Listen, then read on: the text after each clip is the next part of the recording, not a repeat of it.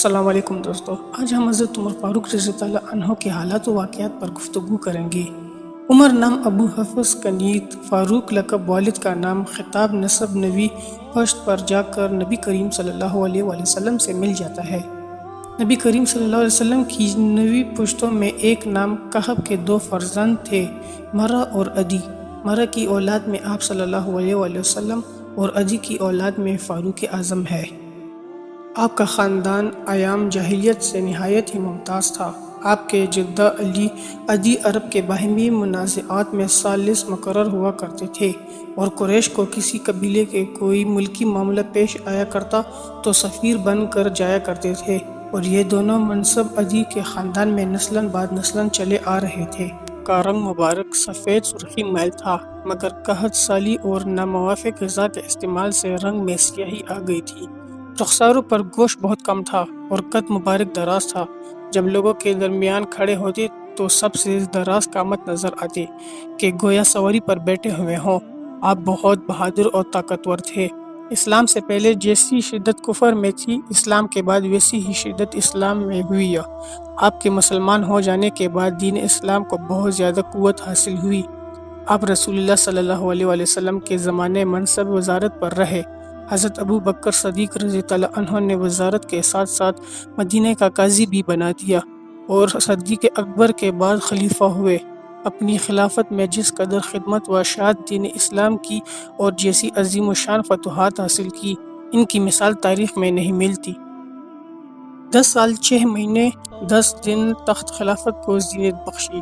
فجر کی نماز میں ابو الاول مجوسی غلام کے ہاتھ سے شہید ہوئے، اور یکم محرم 24 ہجری کو اس دار فانی سے رحلت فرمائی۔ روضہ نبوی میں حضرت صدیق اکبر کے پہلو میں مدفن پایا۔ مسلمانوں کا اقبال بھی ان کے ساتھ اس دنیا سے رخصت ہو گیا۔ آپ کا اسلام میں داخل ہونا بھی ایک معجزہ تھا۔ کافی دن سے نبی کریم صلی اللہ علیہ وآلہ وسلم دعائیں کر رہے تھے، اللہ عمر بن خطاب سے دین اسلام کو عزت دے۔ آپ صلی اللہ علیہ وسلم کی دعائیں قبول ہوئی، اور مشیت الہی نے ان کو کوشا کشا دربار نبوی میں پہنچا دیا۔ واقعہ یہ ہے کہ ایک دن یہ ابو جہل کی تحریر و ترغیب سے نبی کریم صلی اللہ علیہ وآلہ وسلم کو شہید کرنے کے ارادے سے چلے۔ راستے میں ایک صحابی ملے، ان کے تیور دیکھ کر دریافت کیا، اے عمر، آپ کہاں جا رہے ہیں؟ حضرت عمر رضی اللہ عنہ نے صاف کہہ دیا کہ تمہارے پیغمبر کو قتل کرنے۔ ان صحابی نے کہا، اچھا، پہلے اپنے گھر کی تو خبر لیجئے، آپ کی بہن فاطمہ اور آپ کے بہنوئی سعید ابن زید مسلمان ہو گئے ہیں۔ جب یہ خبر ملی تو اپنی بہن کے گھر گئے اور بہنوئی کو بہت مارا کہ ان کے سر سے خون بہنے لگا، اور ان کو زمین پر گرانا چاہا کہ گلا دبا دے۔ یہ دیکھ کر ان کی بہن سامنے آ گئی اور کہنے لگی کہ اے بھائی، ہم تو مسلمان ہو گئے، اور اب جو تمہارا دل چاہے کرو۔ یہ سن کر ان کے دل پر ایک خاص اثر ہوا، اور بہنوئی کو چھوڑ دیا اور بہن سے دریافت کیا کہ تم نے کیوں مسلمان ہو گئی ہو؟ انہوں نے ساری کیفیت بیان کر دی اور قرآن مجید کا ذکر کیا۔ حضرت فاروق اعظم نے قرآن مجید سننے کی خواہش کی۔ ان کی بہن ایک ورق لے کر آئی جس میں قرآن مجید کی آیتیں لکھی ہوئی تھی۔ حضرت فاروق اعظم نے چاہا کہ خود ہاتھ میں لے کر پڑھے، لیکن ان کی بہن نے فوراً کہا کہ اے بھائی، اس کتاب کو ناپاک لوگ نہیں چھو سکتے۔ اس کے بعد ان کی بہن نے آپ کو قرآن مجید پڑھ کر سنایا۔ سورۃ طٰہٰ کی ابتدائی آیاتیں تھیں۔ ان آیاتوں کا سننا تھا کہ ایک انقلاب عظیم آپ کی طبیعت میں پیدا ہو گیا، اور جس سر میں کفر کا سودا تھا، اب اس میں اسلام کا سودا سمایا، اور اسی وقت نبی کریم صلی اللہ علیہ وسلم کی خدمت اقدس میں حاضر ہو کر مشرف با اسلام ہوئے۔ اس نازک اور پرخطر دور میں مسلمان ہوتے ہی آپ نے اسلام کا اعلان کیا، اور کفار نے آپ کو گھیر لیا۔ باوجود تنہا ہونے کے انہوں نے کفار سے مقابلہ کیا۔ قریب تھا کہ کفار آپ کو شہید کر دے کہ عاص بن وائل نے آ کر آپ کو چھڑایا۔ ان کے مسلمان ہوتے ہی نبی کریم صلی اللہ علیہ وآلہ وسلم نے اعلان کے ساتھ کعبہ مشرفہ میں نماز پڑھی، اور روز بروز اسلام کی قوت و شوکت بڑھتی گئی۔ حضرت عبداللہ بن مسعود نے فرمایا کہ حضرت عمر کا مسلمان ہونا فتح اسلام تھا، اور ان کی ہجرت نصرت الہی تھی، ان کی خلافت اللہ کی رحمت تھی۔ نبی کریم صلی اللہ علیہ وآلہ وسلم کے بعد ہجرت کر کے مدینہ طیبہ گئے اور بڑی شان سے ہجرت کی۔ جب مکہ سے چلنے لگے تو کعبہ مشرفہ کا طواف کیا اور مجموعہ کفار کو مخاطب کر کے فرمایا کہ میں اس وقت ہجرت کر رہا ہوں، یہ نہ کہنا کہ عمر چھپ کر بھاگ گیا۔ جس کو اپنی بیوی کو بیوہ کرنا اور بچے کو یتیم کرنا منظور ہو، اس وادی سے نکل کر مجھے روک لے۔ مگر کسی کی ہمت نہ ہوئی کہ کچھ جواب دیتا۔ ہجرت کے بعد سب سے بڑی خدمت مغازی کی تھی۔ تواس میں حضرت فاروق اعظم سے کون سبقت لے جا سکتا تھا؟ آپ نبی کریم صلی اللہ علیہ وآلہ وسلم کے ساتھ تمام غزوات میں شریک رہے اور ہر غزوہ میں پسندیدہ خدمات انجام دیے۔ مثال کے طور پر غزوہ بدر، سب سے بڑا کام اس غزوہ میں یہ کیا کہ اپنے حقیقی ماموں عاص بن ہشام کو میدان جنگ میں آپ نے اپنے ہاتھوں سے قتل کیا۔ نبی کریم صلی اللہ علیہ وآلہ وسلم کے چچا حضرت عباس رضی اللہ عنہ، جو کافروں کے ساتھ میدان جنگ میں آئے تھے اور قیدیان بدر میں وہ بھی تھے، لوگوں نے ان کے قتل کا ارادہ کیا، مگر نبی کریم صلی اللہ علیہ وآلہ وسلم کے مزاج مبارک کے خلاف دیکھ کر حضرت عمر فاروق رضی اللہ عنہ نے پرزور حمایت کی۔ حضرت عباس رضی اللہ عنہ کے سوا انہوں نے سب قیدیان بدر کے سلسلے میں قتل کا مشورہ دیا اور فرمایا کہ ہر مسلمان اپنے عزیز کو اپنے ہاتھ سے قتل کرے گا۔ اگرچہ یہ عمل ان کی رائے پر نہ ہوا، مگر خدا کو ان کا مشورہ پسند آیا۔ غزوہ احد میں باوجود انتشار کے، جو نبی کریم صلی اللہ علیہ وآلہ وسلم کی شہادت کی شہرت سے اور اسلامی فوجی کے درمیان میں کافروں کے لشکر کے داخل ہو جانے سے پیدا ہو گیا تھا، حضرت عمر فاروق رضی اللہ عنہ میدان جنگ سے نہیں ہٹے۔ جب نبی کریم صلی اللہ علیہ وآلہ وسلم کوہ احد پر تشریف لے گئے تو آپ بھی نبی کریم صلی اللہ علیہ وآلہ وسلم کی جانثاری کے لیے ہمراہ تھے، اور ابو سفیان کی باتوں کا دندان شکن جواب انہی نے دیا تھا۔ غزوہ خندق میں بھی ایک جانب سے حفاظت آپ کے سپرد تھی۔ اس مقام پر ایک مسجد بطور یادگار ان کے نام کی بعد میں بنائی گئی۔ غزوہ بنی مستلق میں مقدمہ جیش انہی کے ماتحت میں تھا، اور آپ ہی نے کفار کے ایک جاسوس کو گرفتار کر کے دشمن کے تمام تر خفیہ حالات دریافت کر لیے تھے، پھر اس جاسوس کو قتل کر دیا تھا۔ کافروں پر اس واقعہ کا بڑا رعب طاری ہو گیا تھا۔ اس غزوہ میں یہ خدمت بھی آپ ہی کے سپرد تھی کہ عین ہنگام جنگ میں اعلان کر دیں کہ جو شخص کلمہ اسلام پڑھ لے گا تو اس کو امان دی گئی۔ غزوہ حدیبیہ میں غیرت ایمانی اور حمیت دینی کا ایک ایسا غلبہ طاری تھا کہ مغلوبانہ صلح پر کسی طرح راضی نہ ہوتے تھے، اور ایسی جوش میں نبی کریم صلی اللہ علیہ وسلم سے جا کر کہا کہ آپ خدا کے سچے نبی ہیں، کیا ہم حق اور ہمارا دشمن باطل پر نہیں ہے؟ نبی کریم صلی اللہ علیہ وسلم نے ارشاد فرمایا، سب صحیح ہے۔ تو کہنے لگے کہ پھر ہم کیوں دب کر صلح کریں؟ اپنی اس گفتگو میں بعد میں بہت نادم ہوئے اور فرمانے لگے، میں نے بہت روزے رکھے، نمازیں پڑھی، خیرات کیے، غلام آزاد کیے، تاکہ اس گستاخی کا کفارہ ہو جائے، تاکہ مجھے یقین ہو جائے کہ میں نے اچھی طرح بات کی تھی، گستاخی نہیں کی۔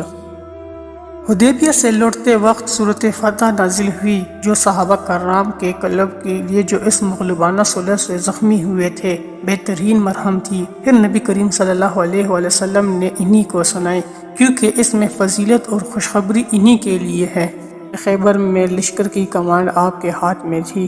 اس لڑائی میں ہر شب کو ایک صحابی پہرا دیتا تھا۔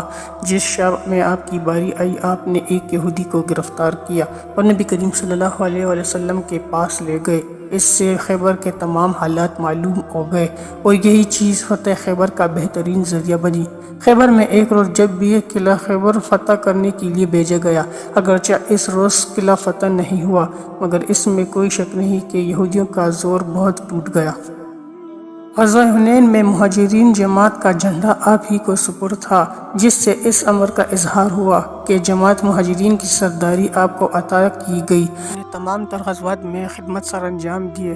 7 ہجری میں نبی کریم صلی اللہ علیہ وآلہ وسلم نے 30 سواروں کا دستہ کا افسر بنا کر ہوازن کی طرف بھیجا۔ 15 ہجری کو جب حضرت ابوبکر صدیق رضی اللہ عنہ کے بعد آپ نے خلافت کی دوڑ سنبھال لی تو تھوڑے ہی دنوں میں ایک چھوٹی سی اسلامی ریاست کو ملک عظیم جیسا بنا دیا، جیسا کہ نبی کریم صلی اللہ علیہ وآلہ وسلم کو پہلے ہی بذریعہ وحی اطلاع دی گئی تھی۔ آپ کے مزاج مبارک میں سختی زیادہ تھی، غصہ جلد آ جاتا تھا، بالکل حضرت موسیٰ علیہ السلام کی سی کیفیت تھی، مگر اس کے ساتھ 2 صفتیں عجیب و غریب تھی۔ اول یہ کہ اپنی ذات کے لیے کبھی غصہ نہ آتا تھا، دوم یہ کہ عین اتصال کی حالت میں کوئی شخص آپ کے سامنے اللہ تعالیٰ کا نام لیتا یا قرآن مجید کی کوئی آیت پڑھ دیتا تو فوراً غصہ دفع ہو جاتا، گویا کہ کچھ ہوا ہی نہ ہو۔ جب آپ خلیفہ ہوئے تو لوگ آپ کی سختگیری سے اس قدر خوف زدہ ہوئے کہ گھروں سے باہر نکل کر بیٹھنا چھوڑ دیا۔ یہ حالت دیکھ کر آپ نے خطبہ پڑھا اور اس میں ارشاد فرمایا کہ اے لوگو، میری سختی اس وقت ہی کہ جب تم نبی صلی اللہ علیہ وآلہ وسلم اور حضرت ابوبکر صدیق رضی اللہ عنہ کی نرمی سے فیضیاب تھے۔ میری سختی ان کی نرمی کے ساتھ مل کر اعتدال کی کیفیت پیدا کر دیتی تھی، مگر اب میں تمہارا والی ہوں، اب میں تم پر سختی نہ کروں گا اور اب میری سختی ظالموں اور بدکاروں پر ہوگی۔ آپ اتنے تواضع یعنی پرسکون تھے کہ اس کا اندازہ کرنے سے انسانی عقل عاجز تھی۔ عرب و عجم کا بادشاہ بلکہ بادشاہوں کا فرمان روا، اور اس میں اس قدر پرسکونیت۔ خلیفہ ہونے کے بعد منبر پر جب گئے تو ایک زینہ پر بیٹھے جس پر حضرت ابوبکر صدیق رضی اللہ عنہ کے پاؤں رہتے تھے۔ لوگوں نے کہا کہ اوپر بیٹھئے تو ارشاد فرمایا کہ میرے لیے یہی کافی ہے کہ مجھے اس مقام پر جگہ مل جائے جہاں ابوبکر صدیق رضی اللہ عنہ کے پاؤں رہتے ہوں۔ آپ کا عدل اور انصاف ضرب المثل ہے۔ خود اپنے فرزند ابو شمع پر حد جاری کی۔ انہوں نے مصر میں شراب پی تھی۔ حضرت عمر بن عاص نے ان کو اپنے گھر کے اندر بلا کر پوشیدہ طور پر آہستہ آہستہ درے لگائے۔ جب یہ خبر حضرت عمر رضی اللہ عنہ کو ملی تو انہوں نے لکھا کہ عمر بن عاص، تمہاری جرأت پر ہمیں تعجب ہے، تم نے میرے حکم کے خلاف گئے، اب میں تمہیں معزول کرنے کے سوا کوئی رائے نہیں رکھتا۔ تم نے ابو شمع کو یہ خیال کر کے کہ امیر المومنین کا لڑکا ہے، گھر کے اندر ہلکی سزا دی، حالانکہ تم کو اس کے ساتھ وہی معاملہ کرنا چاہیے تھا جو سب کے ساتھ کرتے ہو۔ اب اس کو میرے پاس بھیجو تاکہ اس کو اس کی بدعملی کی سزا ملے۔ چنانچہ جب وہ آئے تو حضرت عبد الرحمن بن عوف نے سفارش کی کہ امیر المومنین ایک بار سزا مل چکی ہے۔ آپ نے ایک نہ سنی۔ ابو شمع رونے لگے اور عرض کیا کہ اے والد، میں بیمار ہوں، دوبارہ مجھے سزا دے دیجیے گا، نہیں تو میں مر جاؤں گا۔ آپ نے کچھ توجہ نہ دی اور قاعدے کے مطابق سزا دی۔ اس سے ابو شمع کی بیماری بڑھ گئی اور 1 مہینے بعد ان کا انتقال ہو گیا۔ اعظم کے گشت کی بات کی جائے تو اس دنیا میں کون بادشاہ ایسا ہو جو خود چوکیداری کا کام انجام دے۔ حضرت فاروق اعظم دن میں تنہا مدینہ کی گلیوں میں پھرا کرتے تھے اور صرف ایک درہ ہاتھ میں ہوتا تھا، اور راستے چلتے چلتے کوئی مجرم قابل سزا مل جاتا تو وہی اسے درے سے سزا دیتے تھے، اور راتوں کو تنہا گشت کرتے تھے۔ نہ صرف مدینہ بلکہ باہر ملکوں میں بھی سفر کیا کرتے تھے۔ وہاں بھی لوگ کہا کرتے تھے کہ ان کا درہ لوگوں کی تلوار سے زیادہ خوفناک ہے۔ آپ کے گشت کے واقعات تو بہت ہیں، پر ہم چند واقعات درج کریں گے۔ حضرت انس فرماتے ہیں کہ ایک مرتبہ عمر فاروق رضی اللہ عنہ گشت کر رہے تھے۔ ایک اعرابی کی طرف سے آپ کا گزر ہوا جو اپنے خیمے کے سامنے بیٹھا ہوا تھا۔ آپ اس کے پاس بیٹھ کر باتیں کرنے لگے اور اس سے پوچھنے لگے کہ تم اس طرف کیوں آئے ہو؟ یہی باتیں آپ اس سے کر رہے تھے، لیکن یکایک خیمے سے رونے کی آواز آئی۔ آپ نے دریافت کیا کہ یہ رونے کی آواز کیسی ہے؟ اس نے کہا کہ یہ بات تم سے تعلق نہیں رکھتی، ایک عورت ہے جس کو درجہ ہو یعنی زچگی ہو رہا ہے۔ یہ سن کر آپ اپنے گھر تشریف لائے اور فرمایا کہ اے ام کلثوم، ذرا کپڑے تو تبدیل کرو اور میرے ساتھ چلو۔ چنانچہ آپ ان کو لے کر اس عربی کے پاس پہنچے اور اس عربی نے فرمایا کہ کیا اس عورت کو اندر جانے کی اجازت دیتے ہو؟ اس عربی نے اجازت دی اور حضرت ام کلثوم رضی اللہ عنہ اندر تشریف لے گئی، اور تھوڑی دیر بعد حضرت ام کلثوم رضی اللہ عنہ نے پکار کر کہا، اے امیر المومنین، اپنے دوست کو خوشخبری دے دو کہ لڑکا پیدا ہوا ہے۔ اس عربی نے جب امیر المومنین کہتے ہوئے سنا تو کام گیا اور جلدی سے مؤدب ہو کر بیٹھ گیا اور معذرت کرنے لگا۔ آپ نے فرمایا کہ کوئی حرج کی بات نہیں، صبح کو ہمارے پاس آنا، اور آپ نے اس بچے کا وظیفہ مقرر کر کے اس کو کچھ دیا۔ ایک شب کو آپ گشت کرتے ہوئے ایک گھر کے قریب پہنچے تو سنا ایک ضعیفہ اپنی لڑکی سے کہہ رہی تھی کہ دودھ میں پانی ملا دو۔ لڑکی نے کہا کہ امیر المومنین کی طرف سے اعلان ہے کہ دودھ میں پانی ملا کر نہ بھیجا جائے۔ گڑیا نے کہا کہ نہ اس وقت امیر المومنین یہاں ہے اور نہ منع دی۔ لڑکی نے کہا کہ اللہ کی قسم یہ بات ہمارے لیے مناسب نہیں ہے، ظاہر میں تو امیر المومنین کی اطاعت کرے اور باطن میں مخالفت۔ یہ سن کر آپ بہت خوش ہوئے اور اپنے غلام اسلم کو جو اس وقت آپ کے ساتھ تھا کہ اس مکان کی کوئی نشانی بنا دو، اور دوسرے دن آپ نے وہاں ایک شخص کو بھیجا اور اس کو اپنے صاحبزادے عاصم کے لیے پیغام دیا اور فرمایا کہ اس میں برکت ہوگی۔ حضرت عمر فاروق اعظم کی شہادت اسلام کے ان مصائب میں سے ہے جن کی تلافی نہ ہوئی اور نہ ہو سکتی ہے۔ وہ ایسی ہستی ہے کہ جس دن وہ مسلمان ہوئے دین اسلام کی عزت و شوکت بڑھ گئی۔ اپنے عہد خلافت میں تو وہ کام کیے جن کی نظیر چشم فلک نے نہیں دیکھی، اور جس دن دنیا سے رخصت ہوئے مسلمانوں کا اقبال بھی رخصت ہو گیا۔ آپ کی شہادت کا مختصر حال یہ ہے کہ جب آپ اپنے آخری حج سے واپس ہوئے تو وادی محسب میں اپنی چادر سر کے نیچے رکھے ہوئے تھے۔ چاند کی طرف جو نظر کی تو اس کی روشنی اور اس کی تنویر آپ کو اچھی معلوم ہوئی۔ پھر فرمایا کہ دیکھو، ابتدا میں یہ کمزور تھا، پھر بڑھتے بڑھتے پورا ہو گیا، اب یہ گھٹنا شروع ہو گیا۔ یہی حال دنیا میں تمام چیزوں کا ہے۔ پھر دعا مانگی کہ اے اللہ، میری رعیت بہت بڑھ گئی ہے اور میں اب کمزور ہو چکا ہوں، خداوند قبل اس کی کہ مجھ سے فرائض خلافت میں کچھ قصور ہو مجھے اس دنیا سے اٹھا لے۔ اس کے بعد مدینہ پہنچ کر آپ نے خواب دیکھا کہ ایک سرخ مرغ نے آپ کے شکم یعنی پیٹ مبارک میں 3 چونچیں ماری۔ آپ نے یہ خواب لوگوں سے بیان کیا اور فرمایا کہ اب میری موت قریب ہے۔ اس کے بعد یہ ہوا کہ ایک روز معمول کے مطابق نماز کے لیے مسجد میں بہت جلدی تشریف لے گئے۔ اس وقت ایک درہ آپ کے ہاتھ میں ہوتا تھا اور سینوں والوں کو اس درے سے جگاتے تھے۔ اس کے بعد مسجد پہنچ کر نمازیوں کو صف درست کرنے کا حکم دیتے تھے اور نماز شروع کرتے تھے اور نماز میں بڑی بڑی سورتیں پڑھتے تھے۔